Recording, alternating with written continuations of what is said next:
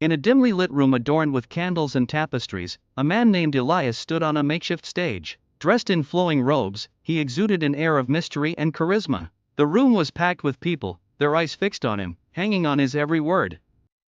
Elias knew exactly what he was doing.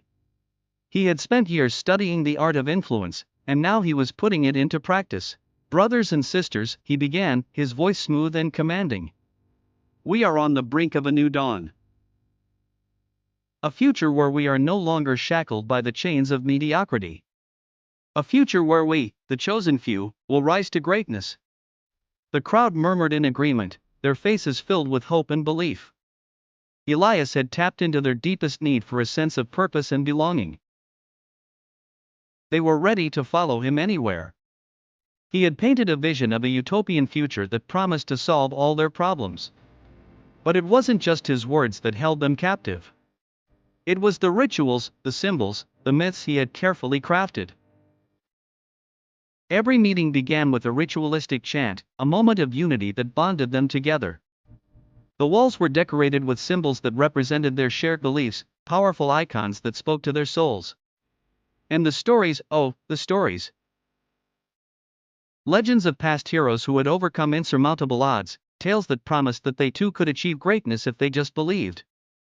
Yet, Elias knew that belief alone wasn't enough. He had to keep them dependent on him for guidance. He made sure that he was the only one who fully understood the complexities of their shared vision.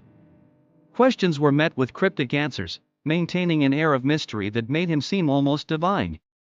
He knew that as long as he was the keeper of the truth, they would never leave him.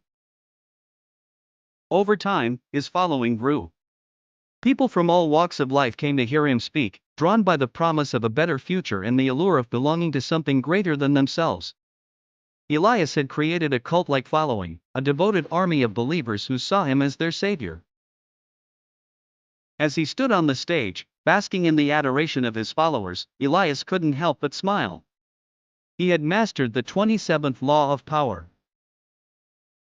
In tapping into their need to believe, he had gained an influence that was unbreakable, a power that was absolute. And with it, he could bend the world to his will.